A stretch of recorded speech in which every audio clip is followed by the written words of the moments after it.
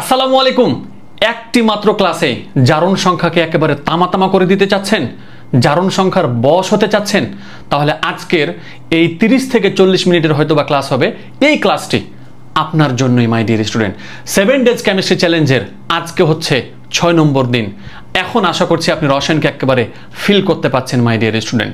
চলেন আমরা জারণ সংখ্যা জিনিসটাকে আগে একটু বোঝার চেষ্টা করি, তারপরে আমরা কিছু জিনিস আছে যেগুলো মুখস্থ করব। লিথিয়ামের আমরা ইলেকট্রন বিন্যাসটা দেখি, যার প্রথম শক্তি স্তরে 2টি ইলেকট্রন আছে এবং দ্বিতীয় শক্তি স্তরে 1টি ইলেকট্রন আছে। তাহলে সেই এই যে 1টি ইলেকট্রন আছে, তার মানে সেই 1টি ইলেকট্রন ত্যাগ করে দিতে চাইবে। কোনো মৌলের সর্বশেষ শক্তি স্তরে 1টি 2টি বা 3টি ইলেকট্রন থাকলে তারা সেই ইলেকট্রন ত্যাগ করে দিতে চায় হাইড্রোজেন এবং হিলিয়াম বাদে। হাইড্রোজেনও ধরা যায়, সমস্যা হয় না। হ্যাঁ, তো দেখেন তাহলে এই যে লিথিয়াম একটা ইলেকট্রন কি করে দিতে পারবে? ত্যাগ করে দিতে পারবে। একটা ইলেকট্রন সে ত্যাগ করতে পারবে। তাহলে যত সংখ্যক ইলেকট্রন ত্যাগ করবে তত সংখ্যক জাস্ট ধনাত্মক দিয়ে লিখতে হবে, তাহলেই সেটাই তার জারণ সংখ্যা মাই ডিয়ার স্টুডেন্ট। তাহলে লিথিয়াম একটা ইলেকট্রন ত্যাগ করেছিল, তাহলে লিথিয়ামের জারণ সংখ্যা হচ্ছে +1। আপনি একটু ম্যাগনেসিয়ামের কথার দিকে চিন্তা করেন তো মাই ডিয়ার স্টুডেন্ট, যার প্রথম শক্তি স্তরে 2টা ইলেকট্রন থাকে, দ্বিতীয় শক্তি স্তরে 8টা ইলেকট্রন থাকে, আমি জাস্ট 8 লিখে দিলাম, এবং তৃতীয় শক্তি স্তরে যার 2টি ইলেকট্রন থাকে, তাহলে এই 2টা ইলেকট্রনই সে ত্যাগ করে দিবে, অর্থাৎ ম্যাগনেসিয়াম। তাহলে ম্যাগনেসিয়ামের জারণ সংখ্যা এবার কত হবে? +2।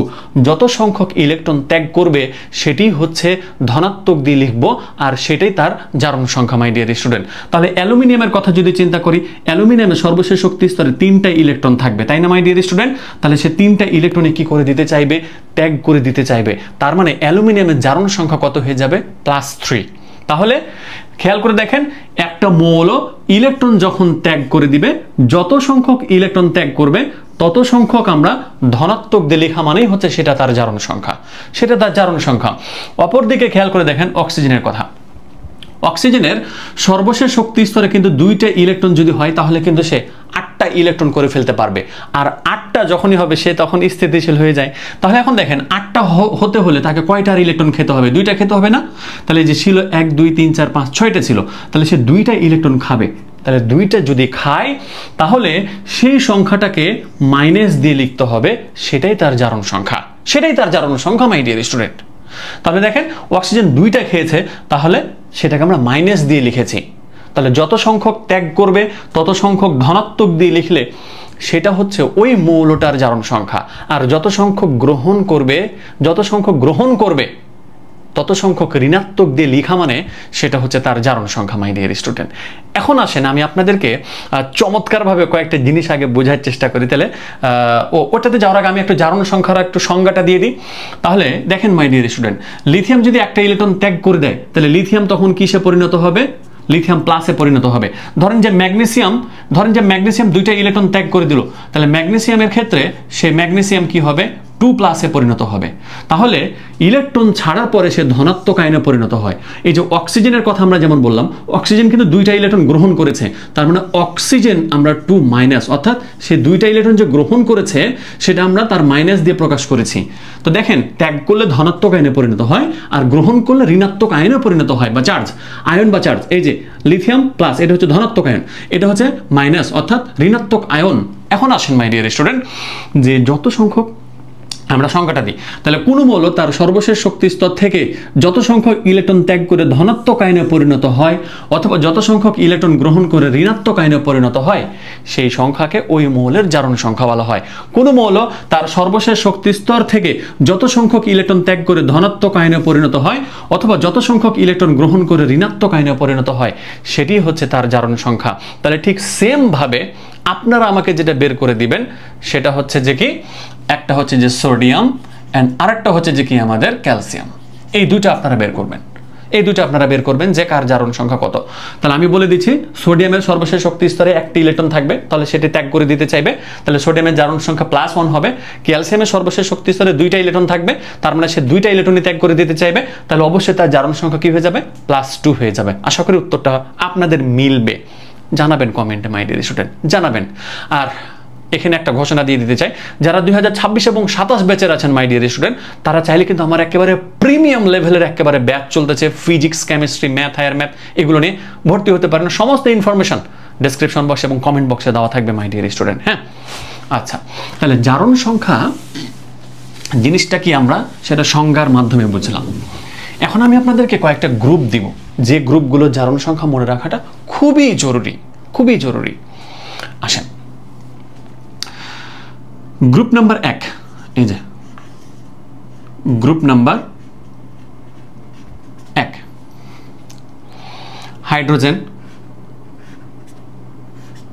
Lithium, sodium, potassium, rubidium, caesium and francium. তারপর হচ্ছে যে group number 2, beryllium, magnesium, calcium, strontium, barium and radium. এরপর হচ্ছে গ্রুপ নাম্বার 17। গ্রুপ নাম্বার 17-র মধ্যে আমরা fluorine, chlorine, bromine, iodine, astatine, যাক এত আর দরকার নেই। এখন আসেন my dear student, group number 1-এর মৌলগুলোর কথা যদি চিন্তা করেন, এই যে হাইড্রোজেন, হাইড্রোজেনের সর্বশেষ শক্তি স্তরে কয়টি ইলেকট্রন আছে? হাইড্রোজেনের প্রথম শক্তি স্তরে 1টি ইলেকট্রন আছে। তাহলে অনেকজন এবার চিন্তা করবে যে স্যার হাইড্রোজেন কি ইলেকট্রন ত্যাগ করতে পারে? হাইড্রোজেন কিন্তু আয়নিক বন্ধন গঠন করতে পারে। হ্যাঁ, এটা সত্য কথা। হাইড্রোজেন যেহেতু আয়নিক বন্ধন গঠন করতে পারে, তার মানে বলতে পারবেন যে সে একটা ইলেকট্রন কি করতে পারে? ত্যাগ করার ক্ষমতা রাখে। তার মানে হাইড্রোজেনের জারণ সংখ্যা কত হবে? +1। অবশ্যই হাইড্রোজেনের জারণ সংখ্যা কি হবে? +1। একই রকমভাবে লিথিয়াম তো আমরা একটু আগেই দেখলাম, লিথিয়ামের সর্বশেষ শক্তি স্তরে 1টি ইলেকট্রন আছে, সে ত্যাগ করে দিতে চাইবে, তার মানে তার জারণ সংখ্যা +1 হবে। একই রকমভাবে গ্রুপ নাম্বার 1-এর সবার জারণ সংখ্যায় কি হবে? +1। অর্থাৎ সবাই কিন্তু একটা করে ইলেকট্রন কি করতে পারবে? ত্যাগ করতে পারবে। তাহলে আমরা এইখানে না লিখে একটা কাজ করি, যে গ্রুপ নাম্বার 1-এ যারা আছে তাদের যে জারণ সংখ্যা হবে সেটা হচ্ছে যে কি? +1। তাহলে আমি এই জিনিসটাকে জাস্ট উপরে লিখছি, এই যে +1। বেরিলিয়াম, ম্যাগনেসিয়াম, একটু আগে আমরা দেখলাম না যে ম্যাগনেসিয়ামের কাহিনীতে, ম্যাগনেসিয়ামের সর্বশেষ শক্তি স্তরে 2টা ইলেকট্রন আছে, তাহলে ম্যাগনেসিয়ামের 2টা ইলেকট্রন ত্যাগ করে দিতে পারবে, তাহলে অবশ্যই তার জারণ সংখ্যা কি হবে? +2। এবার ম্যাগনেসিয়ামটা গ্রুপ নাম্বার 2-এ আছে, অর্থাৎ সবারই তখন জারণ সংখ্যা কি হয়ে যাবে? +2। তার মানে আপনি এই জায়গাতে বলতে পারবেন যে সবার জারণ সংখ্যা হচ্ছে কত? +2। এবার 17 নম্বরে fluorine, chlorine, bromine, iodine, astatine. এখানে একটু কথা থাকে, তবে এই কথাটা একটু বলে দিতেই চাই যে ফ্লোরিনের জারণ সংখ্যা হচ্ছে -1 হয়, মানে স্পেশালি সবারই কিন্তু -1ই হয়, বাট ফ্লোরিনের কিন্তু আপনি মোট কথা ফ্লোরিনের ইলেকট্রন বিন্যাসটা আগে লক্ষ্য রাখেন, একটু পরে আপনাদেরকে আমি চিন্তা করাচ্ছি। দেখেন, যার প্রথম শক্তি স্তরে 2টা ইলেকট্রন আছে, ফ্লোরিনের হচ্ছে 9, তাহলে এখন দ্বিতীয় শক্তি স্তরে কয়টা থাকবে? 7টা থাকবে না মাই ডিয়ার স্টুডেন্ট? 7টা। তার মানে সে একটা ইলেকট্রন কি করবে? খাবে। তাহলে তার জারণ সংখ্যা কি হবে? -1 হবে। তাহলে একই রকমভাবে সবারই জারণ সংখ্যা কি হবে? -1। তাহলে আমরা এই জায়গাতে লিখে দিলাম যে এই জায়গাতে এটার হচ্ছে যে -1। বাট এই জায়গাতে একটা ইনফরমেশন আপনাদেরকে দেওয়ার আছে আমার, সেটা হচ্ছে যে কি দেখেন, ফ্লোরিনের জারণ সংখ্যা -1। এবার দেখেন ক্লোরিনের যে জারণ সংখ্যা আছে, সে জারণ সংখ্যা কিন্তু বিভিন্ন সময় বিভিন্ন রকম দেয়, মানে এটা হচ্ছে আপনাদেরকে বোঝানোর সুবিধার্থে আমাদেরকে বলতে হয়, নাহলে কিন্তু ছাত্রছাত্রীরা আবার ঝামেলা হয় বুঝতে, স্পেশালি। হ্যাঁ, তো ফ্লোরিনের জারণ সংখ্যা হচ্ছে যে কি আপনার -1। এবার আসেন মাই ডিয়ার স্টুডেন্ট, এবার এই যে ক্লোরিন কখনো মানে ক্লোরিনও তো -1 হবে, মানে fluorine, chlorine, bromine, iodine, astatine সবারই কিন্তু জারণ সংখ্যা -1। আবার কিছু ক্ষেত্রে ক্লোরিন কি করে? +1 দিতে পারে, +3 দিতে পারে, +5 দিতে পারে, +7 দিতে পারে। যেমন দেখেন এই যে ক্লোরিন এই জায়গাটাতে কি করেছে দেখেন, এই যে HClO, এই জায়গাতে ক্লোরিনের জারণ সংখ্যা +1। এবারে দেখেন HClO3, এই জায়গাতে +5, HClO4, অর্থাৎ এই জায়গাতে আবার +7। মাই ডিয়ার স্টুডেন্ট, খেয়াল করে দেখেন, অর্থাৎ আমি আপনাদেরকে বলতে চাচ্ছিলাম যে ফ্লোরিন একমাত্র 17 নম্বর গ্রুপের মৌল যে তার জারণ সংখ্যাটা -1 ফিক্সড রাখে, but chlorine, bromine, iodine, astatine এরাও কি করে? -1 দেয়, ঠিক আছে, বাট তারা পরিবর্তনশীল করতে পারে, মানে তাদের জারণ সংখ্যা প্লাসও হতে পারে আবার মাইনাসও হতে পারে। তাহলে এইটা ইনফরমেশন কিন্তু অনেক জায়গাতে আপনারা পান না, মানে স্পেশালি এসএসসি লেভেলে তো পানি না আপনারা বেশিরভাগই, মানে সবাই কিন্তু জেনে থাকেন যে গ্রুপ নাম্বার 17-তে সবারই জারণ সংখ্যা হচ্ছে কত? -1। এটা সত্য, -1, বাট তারা কিন্তু বিভিন্ন সময় কি করে? জারণ সংখ্যা পরিবর্তন করে, ফ্লোরিন ছাড়া।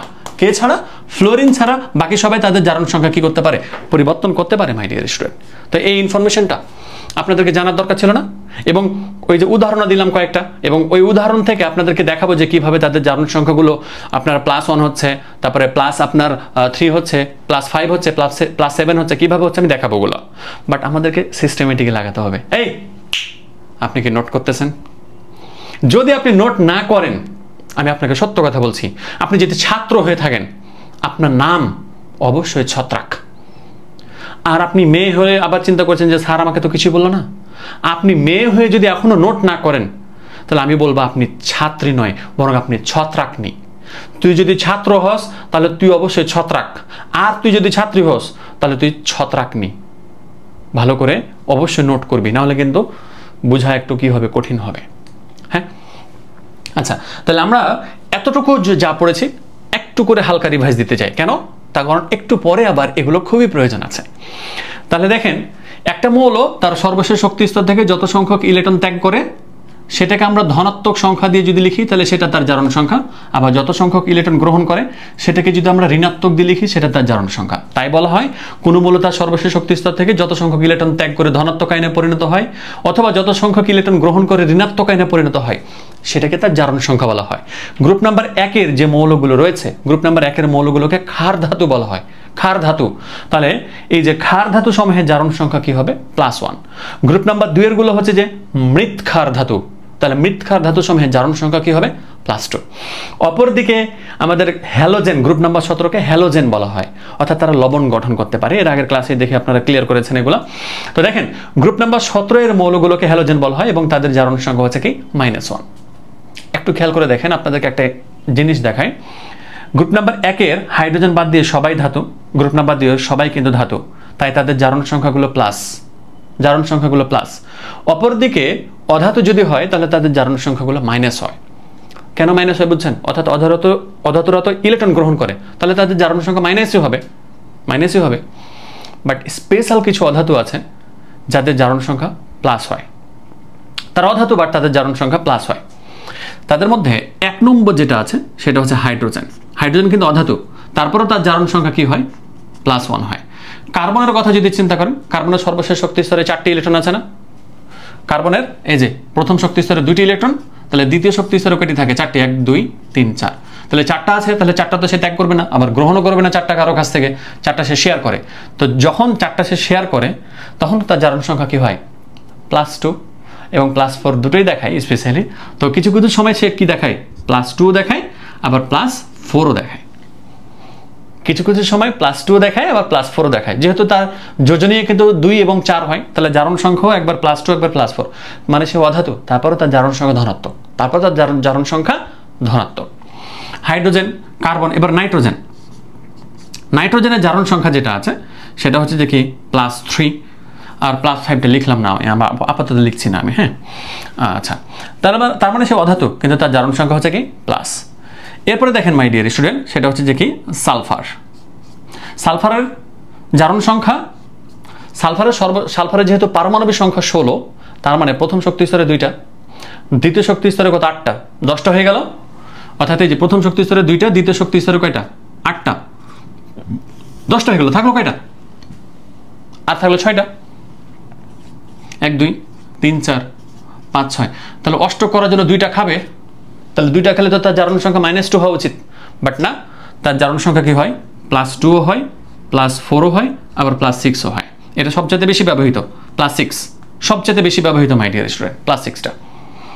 এবার আছে ফসফরাস, যার জারণ সংখ্যা +3, +5ও আচ্ছা, ওইটা আমি না বলার দরকার নেই, তবে আপনি একটাই মনে রাখেন।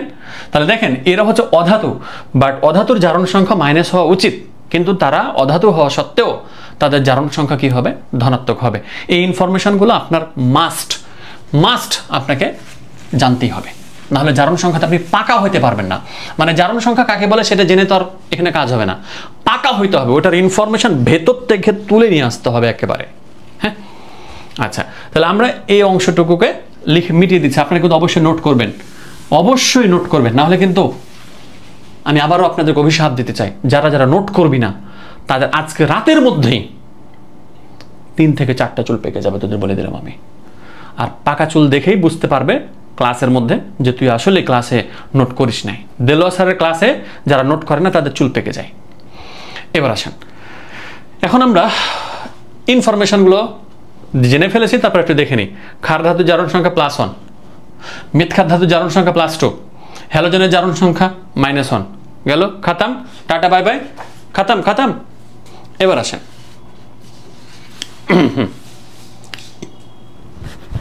এবার আসেন মাই ডিয়ার স্টুডেন্ট, আমি দেখাই দিই একটু, এটা নাহলে আবার ঝামেলা হবে। এখন যে ইনফরমেশন শেয়ার করব সেটা হচ্ছে যে এটা, যে আপনি তো জারণ সংখ্যা কাকে বলে এবং অনেক মৌলের জারণ সংখ্যা আপনি বুঝে নিয়েছেন যে তাদের কাদের জারণ সংখ্যা প্লাস হচ্ছে, কাদের জারণ সংখ্যা মাইনাস হচ্ছে। বাট আসলে যে জারণ সংখ্যাগুলো বললাম, এই জারণ সংখ্যাগুলো ততক্ষণ পর্যন্ত হয় না যতক্ষণ পর্যন্ত না তারা রাসায়নিক বিক্রিয়াতে অংশগ্রহণ করে, যতক্ষণ পর্যন্ত না তারা রাসায়নিক বিক্রিয়াতে অংশগ্রহণ করে। যেমন আপনাদেরকে দেখায়, আমাকে যদি টিচারে শুধু বলে যে সোডিয়ামের জারণ সংখ্যা কত, তখন অবশ্যই টিচারকে বলতে হবে যে স্যার সোডিয়াম কি, আচ্ছা তাহলে সোডিয়ামের জারণ সংখ্যা আপনারা কিন্তু জানছেন যে কি +1, সে সর্বশেষ শক্তিস্তর থেকে একটা ইলেকট্রন ত্যাগ করে দেয়। বাট শুধুমাত্র যদি সোডিয়াম বলে তাহলে তার জারণ সংখ্যা +1 বলাটা উচিত না, তার জারণ সংখ্যা হবে যে কত, 0। অর্থাৎ সোডিয়াম কিন্তু এখানে কারো সাথে বিক্রিয়া করে নেয়। যদি কারো সাথে কেউ বিক্রিয়া করে না থাকে তাহলে তার জারণ সংখ্যা হয় না। এবার এখন দেখেন, একটু আপনাদেরকে বোঝায়, ছোট্ট উদাহরণ NaCl, যেটা আমাদের জাতীয় উদাহরণ। এখন দেখেন সোডিয়াম কিন্তু ক্লোরিনের সাথে বিক্রিয়া করে আছে, তার মানে এই জায়গাটাতে সোডিয়ামের জারণ সংখ্যা কি হবে, তখন এই জায়গাটাতে সোডিয়ামের জারণ সংখ্যা হবে +1 আর ক্লোরিনের জারণ সংখ্যা হবে -1। তাহলে রাসায়নিক বিক্রিয়া করলেই সেখানে জারণ সংখ্যা থাকে, আর রাসায়নিক বিক্রিয়া যদি না হয় তাহলে সেখানে জারণ সংখ্যা থাকে না। তাই আমরা বইয়ে পড়ি যে মুক্ত মৌলের জারণ সংখ্যা 0। মুক্ত মৌল মানে কি, যে রাসায়নিক বিক্রিয়াতে অংশগ্রহণ করেনি। যেমন সোডিয়াম একটা মুক্ত মৌল, তাহলে তার জারণ সংখ্যা 0। আপনি যদি ক্লোরিন বলেন জাস্ট, তাহলে এখানে তার জারণ সংখ্যা কি হবে, 0 হবে, তার জারণ সংখ্যা 0। তার মানে মুক্ত মৌলর ক্ষেত্রে তাদের জারণ সংখ্যা কি হবে, 0। মনে থাকবে?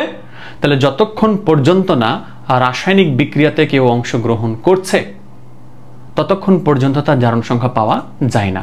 তাহলে আমরা এখান থেকে ইনফরমেশন নিলাম যে মুক্ত মৌলের জারণ সংখ্যা 0। একই রকম ভাবে আপনি যদি বলেন যে হাইড্রোজেনের জারণ সংখ্যা কত, 0, লিথিয়াম সবারই জারণ সংখ্যা 0, সবারই জারণ সংখ্যা 0, যতক্ষণ পর্যন্ত না সে রাসায়নিক বিক্রিয়াতে অংশগ্রহণ করছে। রাসায়নিক বিক্রিয়াতে অংশগ্রহণ করেছে তার মানে তার জারণ সংখ্যা আছে, করেনি তার মানে তার জারণ সংখ্যা 0। এবার দ্বিপরমাণুকের জারণ সংখ্যা 0। দ্বিপরমাণু কোনগুলো, hydrogen, nitrogen, oxygen, fluorine, chlorine, bromine, iodine, এগুলো দ্বিপরমাণু। অর্থাৎ হাইড্রোজেন কিন্তু H আকারে বসতে চায় না যখন আলাদাভাবে আমি তাকে লিখবো। ধরেন যখন একটা জায়গাতে আমি জাস্ট H লিখেছি, এটা পাপ, অবশ্যই H2 লিখবেন। রসায়নের স্টুডেন্ট হিসেবে অবশ্যই কি লিখবেন, তাকে H2 লিখবেন। কোনো একটা জায়গাতে আপনি নাইট্রোজেন লিখেছেন N, এটা পাপ করে ফেলেছেন আপনি, অবশ্যই কি লিখবেন, N2 আলাদাভাবে। এবার দেখেন আপনি এই যে HCl হাইড্রোক্লোরিক অ্যাসিড, এটা কিন্তু কি আছে, হাইড্রোজেন আরেকজনের সাথে যুক্ত হয়ে আছে। যুক্ত হয়ে থাকলে হাইড্রোজেনের যোজনী কত হয়, 1 হয়, ক্লোরিনের যোজনী 1 হয়, তখন এখানে আদান প্রদান হয় আর লেখার দরকার হয় না। বাট যদি আলাদাভাবে কোনো জায়গাতে হাইড্রোজেন লেখেন তাহলে অবশ্যই H2 লিখতে হবে, আলাদাভাবে যদি কোনো একটা জায়গাতে ক্লোরিন লেখেন তাহলে অবশ্যই Cl2 লিখতে হবে। এটা হচ্ছে দ্বিপরমাণু। আর দ্বিপরমাণুগুলোরও জারণ সংখ্যা কি হবে, 0 হবে, অর্থাৎ এদের জারণ সংখ্যা হয় না। একই রকম মৌল দ্বারা, আমি যদি বলি একই শর্টকাটে, যে একই রকম মৌল দ্বারা যদি যৌগ তৈরি হয়, এটাও কিন্তু এক ধরনের যৌগ, H2 এক ধরনের যৌগ, এটা একটা যৌগ, এটা একটা যৌগ, বাট এই যৌগগুলো একই রকম মৌল দ্বারা তৈরি হয়েছে। হাইড্রোজেন এবং হাইড্রোজেন দিয়েই কিন্তু H2, অর্থাৎ এই যে হাইড্রোজেন দিয়েই কিন্তু কি হয়েছে, H2 তৈরি হয়েছে। একই রকম মৌল দ্বারা যদি যৌগ তৈরি হয়, H2 যেমন একটা যৌগ, বাট এটা একটা মৌল, এটা একটা মৌল, তাহলে এই দুইটা মৌল মিলে একটা যৌগ তৈরি হয়েছে, বাট যৌগটা একই রকম মৌল দ্বারা তৈরি হয়েছে, তখন সেখানে তাদের জারণ সংখ্যা থাকে না। তাই দ্বিপরমাণু সমূহের জারণ সংখ্যা কি হবে, 0। দ্বিপরমাণু সমূহের জারণ সংখ্যা কি হবে, 0। কয়টা ইনফরমেশন এখান থেকে আমি শেয়ার করলাম। 1 নম্বর ইনফরমেশন যে মুক্ত মৌলের জারণ সংখ্যা 0 হয় যদি কখনো রাসায়নিক বিক্রিয়াতে সে অংশগ্রহণ করে, তাহলে তার জারণ সংখ্যা পাওয়া যায়। আরেকটা হচ্ছে যে কি, যারা দ্বিপরমাণু তাদের জারণ সংখ্যা 0। কেন? কারণ তারা একই ধরনের মৌল দ্বারা যৌগ গঠন করে। তাহলে যৌগটা যখন ভিন্ন ভিন্ন মৌল দ্বারা তৈরি হবে তখন সেখানে জারণ সংখ্যা পাওয়া যায়, তখন সেখানে তাদের জারণ সংখ্যা পাওয়া যায়। আপনি বলেন তো মাই ডিয়ার স্টুডেন্ট, কতগুলো ইনফরমেশন, তাই না? কত ইনফরমেশন জারণ সংখ্যা নিয়ে। এখন তো আমরা এই ইনফরমেশনগুলো ইনপুট করলেই আমাদের আউটপুটটা অত্যন্ত চমৎকার হবে, বুঝছেন? অসাধারণভাবে একেবারে আপনি এগুলো শিখতে পারবেন, চিন্তা করেন না। তাহলে এখন দেখেন গেল এটা। এবার দেখেন আপনাকে দুই ধরনের যৌগ চিনতে হবে, একটা হচ্ছে যে নিরপেক্ষ যৌগ আর একটা হচ্ছে আধান বিশিষ্ট যৌগ। নিরপেক্ষ যৌগ, আধান বিশিষ্ট যৌগ। নিরপেক্ষ যৌগ কোনগুলো? যেমন NaCl, এটা একটা নিরপেক্ষ যৌগ। আপনি কিভাবে বুঝলেন স্যার? নিরপেক্ষ যৌগতে কোনো জায়গাতে প্লাস অথবা মাইনাস থাকবে না, ওই কারণে এটা হচ্ছে নিরপেক্ষ যৌগ। এবার যেমন দেখেন, আমি যদি আপনাকে দেখাই যে কার্বনেট CO3 2-, এটা হচ্ছে আধান বিশিষ্ট যৌগ, অর্থাৎ যৌগমূলক, যেগুলা যৌগমূলক। তাহলে যাদের কোনো ধরনের আধান বা চার্জ থাকবে না, প্লাস অথবা মাইনাস চার্জ থাকবে না, কোনো জায়গাতে লেখা থাকবে না, তারা হচ্ছে নিরপেক্ষ যৌগ। যেমন আপনাকে যদি আমি আরেকটা দেখাই, যেমন হচ্ছে কার্বন ডাইঅক্সাইড। কার্বন ডাইঅক্সাইড কোনো জায়গা থেকে আধান বা চার্জ আছে নাই, তার মানে এটা হচ্ছে নিরপেক্ষ যৌগ। বাট আপনি যদি খেয়াল করে দেখেন, আমি আপনাকে আরেকটা দেখাই, এটা কার্বনেট আর হচ্ছে সালফেট SO4 2-, তার মানে বোঝা যাচ্ছে যে সালফেটের ক্ষেত্রে 2- লেখা আছে, মানে এটা হচ্ছে আধান বিশিষ্ট যৌগ। এবার নিরপেক্ষ যৌগতে যে মৌলগুলো থাকবে তাদের যদি জারণ সংখ্যাগুলোকে যোগ করেন তাহলে শূন্য আসবে। কিভাবে আসবে দেখেন, এই যে এই জায়গাতে বের করেন, তাহলে এই জায়গাতে সোডিয়ামের জারণ সংখ্যা কত? +1 না? তাহলে যেখানে হবে যে কি +1। তাহলে আমি এখন সোডিয়ামের জারণ সংখ্যা এবং ক্লোরিনের জারণ সংখ্যা যোগ করব। সোডিয়ামের জারণ সংখ্যা বসানো হয়ে গেছে, তাহলে এই যে বসানোর পরে আমরা প্লাস দিব, কেন? যোগ করছি আমি। ক্লোরিনের জারণ সংখ্যা কত? -1। তাহলে এখন দেখেন +1, এই জায়গাতে ঘটনা কি হবে? এই যে +1 হবে, আর এই যে প্লাস মাইনাসে -1, মানে হবে কত? 0। আপনি যে কোনো যৌগেরই, অর্থাৎ নিরপেক্ষ যৌগর আপনি মোট জারণ সংখ্যা যোগ করলে শূন্য চলে আসবে, যে কোনোটার ক্ষেত্রে। যেমন কার্বন ডাইঅক্সাইড আছে না, কার্বনের জারণ সংখ্যা স্পেশালি +4 এখানে। তাহলে এখানে আমরা যদি +4 বসালাম, তারপরে প্লাস, আমি বের করা শিখাবো যে কেন এখানে +4 হয়েছে, আপনারা আপাতত দেখেন। এবার অক্সিজেনের জারণ সংখ্যা হচ্ছে কত? -2। কয়টা আছে এখানে? 2টা আছে, তাহলে -2 × 2। এবার তাদের যোগ করেন, 0 আসবে, তাহলে +4 এখানে থাকলো। এবার প্লাসে মাইনাসে মাইনাস, 2 হচ্ছে কত? 4। এই যে +4 -4 মানে কত? 0। অর্থাৎ নিরপেক্ষ যৌগতে মোট জারণ সংখ্যাগুলো যোগফল কি হয়? মৌলসমূহের মোট জারণ সংখ্যা যোগফল 0 হয়। বাট আধান বিশিষ্ট যৌগতে কি হয়? এবার আধান বিশিষ্ট যৌগতে কি হয় দেখেন, কার্বনের জারণ সংখ্যা কিন্তু +4ই সবচেয়ে বেশি ব্যবহৃত, বহুল ব্যবহৃত, 99%। হ্যাঁ, তাহলে আমরা যে কার্বনের জারণ সংখ্যা কি নিব? এই যে +4 নিলাম, হ্যাঁ, তারপরে প্লাস। অক্সিজেনের জারণ সংখ্যা একটু আগে দেখলেন যে কত? -2। তাহলে যে -2 ইন্টু হচ্ছে যে কত? 3। তাহলে এখন দেখেন এখানে যে +4 থাকলো, এবার প্লাসে মাইনাসে কত? -3 × 2 হচ্ছে কত? 6। তাহলে +4 -6, তার মানে কত আনসার হবে? -2। তাহলে আধান বিশিষ্ট যৌগতে মোট জারণ সংখ্যা যখন আমরা যোগ করলাম, যে যোগফলটা পাওয়া গেল সেটা হচ্ছে তার আধান সংখ্যার সমান। দেখেন এই যে 2- লেখা আছে না, -2 আসছে, এটা তার আধান বা চার্জ। তো 2- এটা হচ্ছে আধান, বাট -2 যদি আমরা চিন্তা করি তাহলে হচ্ছে আধান সংখ্যার সমান হয়ে গেছে। অর্থাৎ আধান বিশিষ্ট যৌগতে যখন মোট জারণ সংখ্যাগুলো আপনি যোগ করবেন, তাদের মোট জারণ সংখ্যার যোগফল তার আধান সংখ্যার সমান চলে আসবে। আধান সংখ্যার সমান চলে আসবে। আচ্ছা, আপনারা এখন আপনারা এটা বের করে দেখাবেন যে PO4 3-, PO4 3-, এটা আপনারা বের করবেন। ঠিক আছে, ওকে। আচ্ছা, তাহলে আমরা এই দুইটা ইনফরমেশন ভালো করে আবারও গেঁথে নিই। কেন? জারণ সংখ্যা নির্ণয় করার ক্ষেত্রে এই দুইটা জিনিস মাস্ট লাগবে, যে নিরপেক্ষ যৌগতে মোট জারণ সংখ্যা যোগফল 0 হয়, বা নিরপেক্ষ যৌগতে মৌলসমূহের মোট জারণ সংখ্যা যোগফল 0 হয়। বাট আধান বিশিষ্ট যৌগতে মৌলসমূহের মোট জারণ সংখ্যা যোগফল তার আধান সংখ্যার কি হয়? সমান হয়, আধান সংখ্যা সমান হয়। যতগুলো যৌগমূলক আছে সবগুলোই কিন্তু হচ্ছে আপনার আধান বিশিষ্ট যৌগ, আর ওদের আধান বিশিষ্ট যৌগ হওয়ার কারণে সবারই জারণ সংখ্যা যদি আপনি বের করেন যোগ করে, তাহলে দেখা যাবে যে তার আধান সংখ্যা সমান চলে আসবে। আচ্ছা, এখন দেখেন মাই ডিয়ার স্টুডেন্ট, আপনাদেরকে আরো কয়েকটা ইনফরমেশন দেওয়ার আছে। পাঠ্য বইয়ে যে দুইটাকে নিয়ে একটু MCQ বেশি আছে, সেটা হচ্ছে oxide, peroxide and super oxide. Oxide, peroxide এবং সুপার অক্সাইড, এই জিনিসটা আসলে কি? এটা নিয়ে অনেক ছাত্রছাত্রীর মাথায় প্রশ্ন এসেছে, কারণ আসলে আমার মাথায় এসেছে এটা। মানে আমি স্টুডেন্ট হিসেবেও আমার মাথায় এসেছিল এবং টিচার হিসেবেও আমার মাথায় আসে যে কি আমার স্টুডেন্টরা কি আসলে এই জিনিসটা বুঝে নাকি বোঝে না। অক্সিজেনের জারণ সংখ্যা হচ্ছে -2, বাট অক্সাইড যখন হয়, এই যে অক্সাইড যদি হয় তাহলে সেই জায়গাতে হয় যে কত, -2। এবার পার অক্সাইড যদি হয় তাহলে হয় -1, আর সুপার অক্সাইড যদি হয় তাহলে হয় -1/2, তাহলে হয় -1/2। এখন দেখি আমরা অক্সাইড যখন, মানে অক্সাইড কে গঠন করে, স্পেশালি মাই ডিয়ার স্টুডেন্ট লিথিয়ামই অক্সাইড সবচাইতে বেশি গঠন করে। কিভাবে আমি একটু বলি, যেমন লিথিয়ামের আকারটা যদি চিন্তা করেন, এই যে হাইড্রোজেন, হিলিয়াম, লিথিয়াম। এবার লিথিয়ামের নিচে কি আছে, সোডিয়াম। তাহলে সোডিয়ামের আকার যদি চিন্তা করেন, 2টা প্রথম কক্ষপথে, তারপরের কক্ষপথে 8টা, তারপরের কক্ষপথে 1টা। তাহলে লিথিয়াম, সোডিয়াম, পটাশিয়ামের আকারটা আরো অনেক বড় হয়ে যাবে না, আরো অনেক বড় হয়ে যাবে না।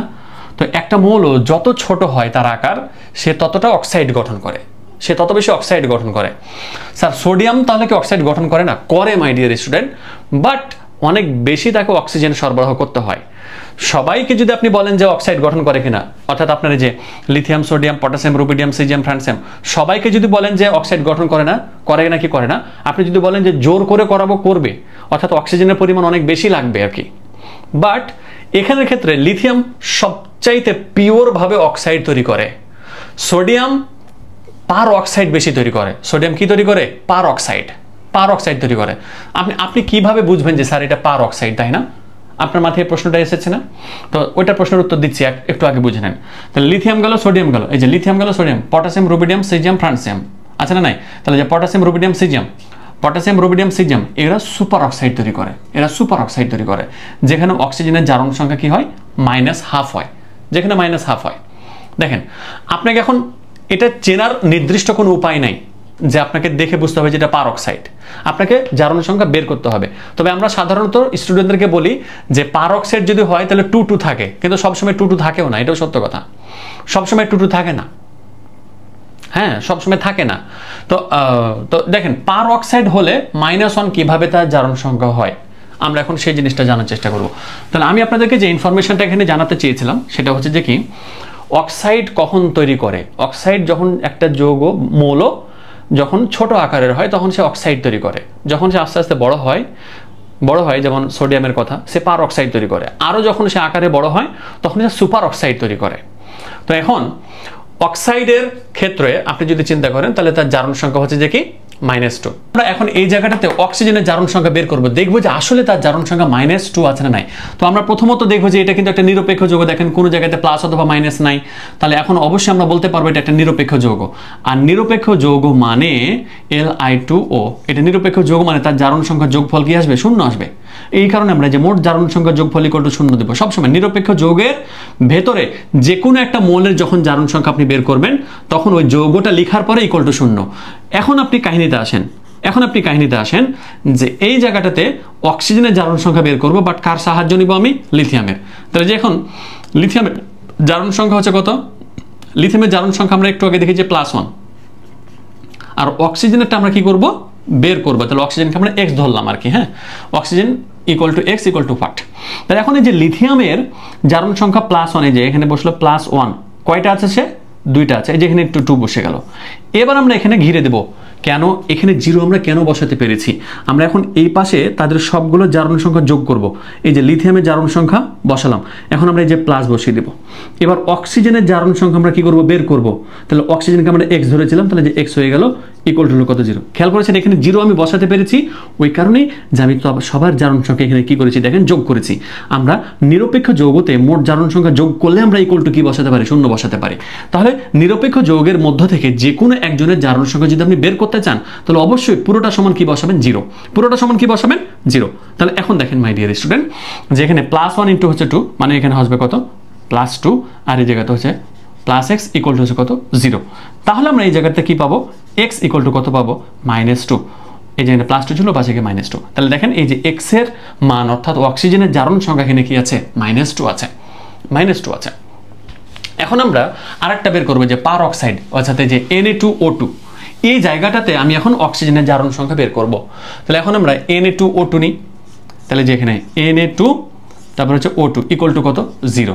আমরা অক্সিজেনের বের করব, তাহলে সোডিয়ামের জারণ সংখ্যা তো চেঞ্জ হয় না, তাহলে সোডিয়ামের জারণ সংখ্যা কি হবে? ওই যে +1। আমরা এখন এই জায়গাতে কি নেব, এই যে দেখেন সোডিয়ামের জারণ সংখ্যা কি নেব, এই যে +1 ইন্টু কত হয়ে গেল 2, এবার ঘিরে দিলাম, তারপরে সোডিয়ামের খেলা খাতাম, তাহলে আমরা এখানে অবশ্যই কি বসে দেবো প্লাস। এবার অক্সিজেনটা আমি বের করব, তাহলে অক্সিজেনকে আমরা কি ধরে নেব, এই যে x, অক্সিজেন সমান x আর x ইকুয়াল টু হোয়াট, মানে অক্সিজেনের জারণ সংখ্যা কত। এখন দেখেন অক্সিজেনটা আমরা কি ধরেছি x, তাহলে x ইন্টু 2 মানে কি আসবে 2x ইকুয়াল টু কত 0। এবার একটু খেয়াল করে দেখেন, তাহলে এখানে কি থাকবে, এই যে প্লাস হচ্ছে যে 2 থাকবে, প্লাস হচ্ছে কত 2x থাকবে ইকুয়াল টু হচ্ছে কত 0, বা এখানে থাকবে কত 2x আর +2 আছে, ওপাশে কি হয়ে যাবে -2। এবার দেখেন যে x ইকুয়াল টু হচ্ছে যে কত -2 ডিভাইড বাই হচ্ছে কত 2, তার মানে কত আসবে এখানে -1। তাহলে x এর মানে এখানে -1 আসছে, অর্থাৎ x মানে ছিল অক্সিজেন, তার মানে এই যে Na2O2 এই জায়গাটাতে আপনার অবশ্যই তাহলে অক্সিজেনের জারণ সংখ্যা কত ব্যবহার হয়েছে -1। এবার এখন হচ্ছে যে সুপার অক্সাইড, এই যেমন KO2, তাহলে তারপর হচ্ছে রুবিডিয়াম O2, তাহলে সিজিয়াম O2 আছে না, একটা আপনি বের করে দেখাই, বাকিটুকু আপনারা বের করবেন, বাকিটুকু আপনারা বের করলে বুঝতে পারবেন। চলেন, এগুলো না ছাত্রছাত্রীদের জাতীয় সমস্যা, তো জাতীয় সমস্যাগুলো আমি ক্লিয়ার করার চেষ্টা করছি। KO2 আছে ধরেন, এই যে KO2, তাহলে ইকুয়াল টু 0 বসে দিব। অক্সিজেনের বের করবো, তাহলে পটাশিয়াম এটা লাগবে না, তাহলে এখন এই জায়গাটাতে খেয়াল করেন পটাশিয়ামের জারণ সংখ্যা কত হয় +1, যেহেতু সে গ্রুপ নাম্বার 1 এর, তাহলে পটাশিয়ামের জারণ সংখ্যা +1 নিলাম, অক্সিজেনটা আমি বের করে ফেলতে পারবো। তাহলে পটাশিয়ামের জারণ সংখ্যা হচ্ছে +1, তারপরে ঘিরে দিলাম, তারপরে পটাশিয়ামের পর অক্সিজেন আছে, আমরা অবশ্যই প্লাস চিহ্ন নিব। অক্সিজেনের জারণ সংখ্যা হচ্ছে কত, এখন আমরা বের করব, তাহলে অক্সিজেনকে আমরা x ধরবো মনে, তাহলে এখন কত আসবে, এটা 2x ইকুয়াল টু হচ্ছে কত 0। তাহলে এখন দেখেন এই যে 2x থাকবে এটা, আর যে +1 ওর পাশে কি হবে -1 হবে, তার মানে x ইকুয়াল টু কত আসবে -1 ডিভাইড বাই 2, দেখেছেন -1/2। তার মানে দেখেন মাই ডিয়ার স্টুডেন্ট, আপনি এই যোগগুলো মুখস্থ রাখতে পারেন, নো প্রবলেম। তাহলে আমি আপনাকে ওই ইনফরমেশনটুকু শেয়ার করে দিয়েছি যে গ্রুপ নাম্বার 1 এর কে আসলে অক্সাইড তৈরি করতে পারে, কে পার অক্সাইড তৈরি করতে পারে, কে সুপার অক্সাইড তৈরি করতে পারে। তাহলে এখন আপনার মাথায় প্রশ্ন আসবে যে স্যার গ্রুপ নাম্বার 2 এর গুলো আমাদেরকে একটু দেখান। হ্যাঁ, ওটাও দেখাচ্ছি, চলেন। গ্রুপ নাম্বার 2 এর বেরিলিয়াম এবং ম্যাগনেসিয়াম, এরা দুইজনই কি করে দেখেন অক্সাইড তৈরি করে, এই যে beryllium oxide, magnesium oxide. But এই যে ক্যালসিয়ামের কথা যদি চিন্তা করেন, সে অক্সাইডও তৈরি করতে পারে, আবার পার অক্সাইডও তৈরি করতে পারে। তাহলে যে ক্যালসিয়াম অক্সাইড আর এটা হচ্ছে ক্যালসিয়াম পার অক্সাইড, তাহলে এই জায়গাতে অক্সিজেনের জারণ সংখ্যা কি আসবে -1। এবার দেখেন স্ট্রনসিয়াম এবং বেরিয়াম, এরা কিন্তু আবার ওই যে এখানে কি লিখেছি রে করে, এখানে আবার কি লিখেছি দেখেন, এখানে পার অক্সাইড লিখেছি আমি আবার, হ্যাঁ এখানে সুপার অক্সাইড না লিখবেন আপনি, দিল স্যার এখানে কি লিখেছেন আপনি এটা, হ্যাঁ। তাহলে যে SrO2, তারপর BaO2টা আমরা একটু বের করে দেখাই আমার স্টুডেন্টদেরকে, চলেন BaO2টা একটু বের করে দেখাই, চলেন। এই যে BaO2 ইকুয়াল টু 0 লিখে দিলাম আমরা। তাহলে যে বেরিয়াম, তাহলে আমরা বেরিয়ামের জারণ সংখ্যা অবশ্যই +2 ব্যবহার করবো এখানে। তাহলে দেখেন এই যে বেরিয়ামের জারণ সংখ্যা কত হবে, তাহলে এখানে এই যে এখানে +2, তারপরে প্লাস অক্সিজেনটা আমরা বের করব, তাহলে আমরা এখানে অবশ্যই x ধরবো, এটাকে x এর সাথে 2 গুণ করলে একবারে আমরা বসিয়ে দিই কত 2x ইকুয়াল টু কত 0, বা তাহলে এখন এই জায়গাতে খেয়াল করে দেখেন, তাহলে এই জায়গাতে তাহলে এখানে -1 ছিল, তাহলে এটাও কি অক্সাইড এবং পার অক্সাইড তৈরি করে, আর স্ট্রনসিয়াম এবং বেরিয়াম এরাও কি পার অক্সাইড তৈরি করে, তার মানে এরা সুপার অক্সাইড তৈরি করতে আর পারে না, তার মানে দেখেন আপনি এই জায়গাতে জারণ সংখ্যা কিন্তু তার কি পাবেন, আপনি ওই যে -1 পাবেন, অর্থাৎ যে 2x ইকুয়াল টু কত আসবে -2। তার মানে আমি এখান থেকে বলতে পারবো যে x এর জারণ সংখ্যা কত আসবে -1, অর্থাৎ অক্সিজেনের জারণ সংখ্যা -1। তার মানে গ্রুপ নাম্বার 2 এর ক্ষেত্রে খেয়াল করে দেখেন যে কে অক্সাইড তৈরি করতে পারে, কে পার অক্সাইড তৈরি করতে পারে, আবার অক্সাইডও তৈরি করতে পারে, কিন্তু এখানে সুপার অক্সাইড কেউ তৈরি করতে পারে না মাই ডিয়ার স্টুডেন্ট। এখানে গ্রুপ নাম্বার 2 এর সুপার অক্সাইড তৈরি করতে পারে না। এখন জোর করে যদি করাতে চাই তাহলে হয়, কিন্তু এক্ষেত্রে আপনার লাভের চাইতে লোকসান হয় বেশি, ওই কারণে তৈরি করার কোনো প্রয়োজন পড়ে না মাই ডিয়ার স্টুডেন্ট। তাহলে দেখেন এই যে এতগুলো ইনফরমেশন আপনার সাথে আমি শেয়ার করলাম, যে জারণ সংখ্যা নিয়ে যতগুলো কথা, কোন জায়গাতে কিভাবে তাদের জারণ সংখ্যা বের করতে হবে, আশা করি আপনাদের এখন রসায়ন ভালো লাগতে শুরু করেছে না। এখন আপনাদেরকে আরেকটা ইনফরমেশন কি দেওয়া উচিত নয়, আমার একটু বড় বড় যৌগগুলোর জারণ সংখ্যা কি বের করে দেওয়া উচিত হবে না? যেমন আমি আমার ছাত্রছাত্রীদেরকে এটা দেখাই, এই যে আপনাকে বলবে H2SO4, সালফিউরিক অ্যাসিডের কেন্দ্রীয় মৌলের জারণ সংখ্যা বের করো। কেন্দ্রীয় মৌল আমি কিভাবে চিনবো স্যার? যার জারণ সংখ্যা সর্বাধিক সেটি হচ্ছে কেন্দ্রীয় মৌল। হাইড্রোজেনের জারণ সংখ্যা +1 হয়, অক্সিজেনের জারণ সংখ্যা -2 সর্বোচ্চ, সালফারের জারণ সংখ্যা +2 +4 +6, তাহলে অবশ্যই সালফার এখানে হচ্ছে কেন্দ্রীয় মৌল। যার জারণ সংখ্যা সর্বাধিক হতে পারে সেই কেন্দ্রীয় মৌল হতে পারবে। তাহলে এখন দেখেন তো এটা কি নিরপেক্ষ যৌগ নয়? তাহলে এখন আমরা বলতে পারবো যে এটি একটি নিরপেক্ষ যৌগ, আর নিরপেক্ষ যৌগতে মোট জারণ সংখ্যার যোগফল = 0 হয়। এই যে 0 বসিয়ে দিলাম।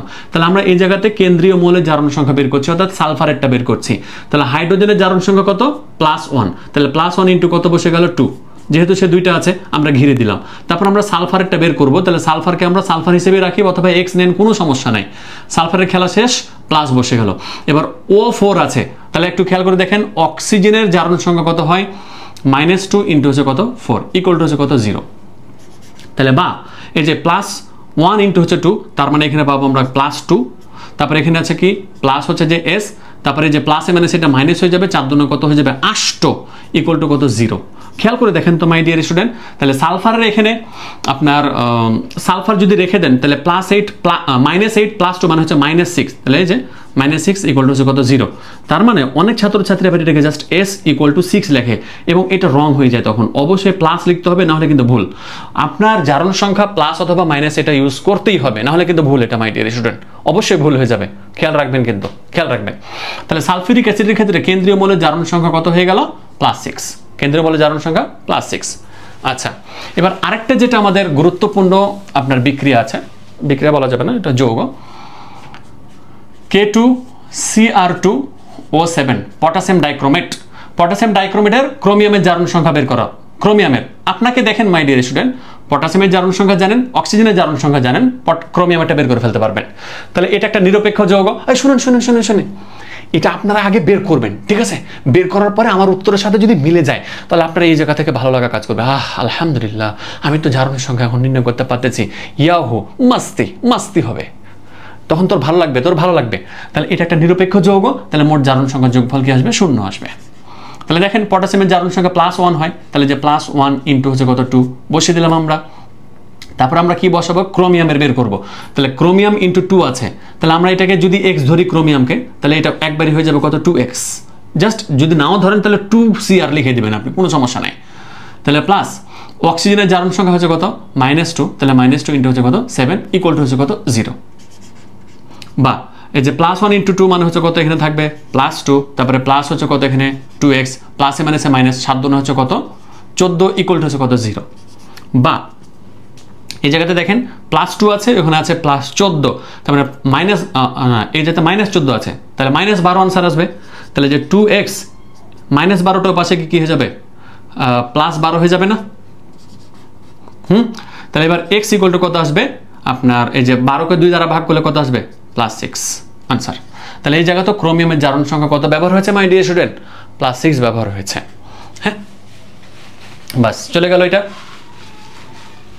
কোনো জায়গাতে ভুল টুল তো করিনি, আমি একটু চেক করে নিই। পটাসিয়ামের জারণ সংখ্যা +1 * 2, তারপরে ক্রোমিয়ামের জারণ সংখ্যা হচ্ছে যে কত? জাস্ট কিছু না, মানে 2x ধরে নিয়েছি আমরা। তারপরে হচ্ছে যে কত? 2x ধরেছি মানে এমনি না, এই যে 2 আছে এখানে, আর ক্রোমিয়ামকে যদি x ধরি তাহলে 2x হবে আর কি। অক্সিজেনের জারণ সংখ্যা হচ্ছে -20 হচ্ছে 7, 7 × 14। হ্যাঁ, ঠিক আছে। তাহলে এগুলো হচ্ছে যে নিরপেক্ষ যৌগের জারণ সংখ্যা আপনি বের করলেন। এবার এখন আপনাকে ওই যে আধান বিশিষ্ট যৌগের জারণ সংখ্যা আপনাকে বের করতে দিতে পারে। আপনাকে এখন বললো যে CO3 এর কেন্দ্রীয় মৌলের জারণ সংখ্যা বের করো। তাহলে এখন এই জায়গাতে কেন্দ্রীয় মৌলের জারণ সংখ্যা বের করার ক্ষেত্রে শনাক্ত তো করতেই হবে যে কেন্দ্রীয় মৌলকে। অবশ্যই কেন্দ্রীয় মৌল এখানে কে? আমাদের কার্বন। কার্বনের যোজনী জারণ সংখ্যা সর্বাধিক 4 হয়। এবার অক্সিজেনের জারণ সংখ্যা কিন্তু -2 হয়। তাহলে এখন এইটার যখন জারণ সংখ্যা একটা কেন্দ্রীয় মৌল বা যে কোনো একটা নির্দিষ্ট মৌলের বের করতে বলবে, একটু আগে আপনারা দেখলেন যে কি আধান বিশিষ্ট যৌগতে মোট জারণ সংখ্যা যোগফল তার আধান সংখ্যা সমান হয়। মনে আছে? মনে আছে? তাহলে আমি জাস্ট প্রশ্ন মতে এটা লিখে দিতে পারবো যে আমরা জানি আধান বিশিষ্ট যৌগতে, আগে বাংলা লিখবেন এখানে, আধান বিশিষ্ট যৌগতে মোট জারণ সংখ্যা যোগফল আধান সংখ্যা সমান হয়। তাহলে যে প্রশ্ন মতে তাহলে এখন এই যে CO3, এই যে CO3 = -2।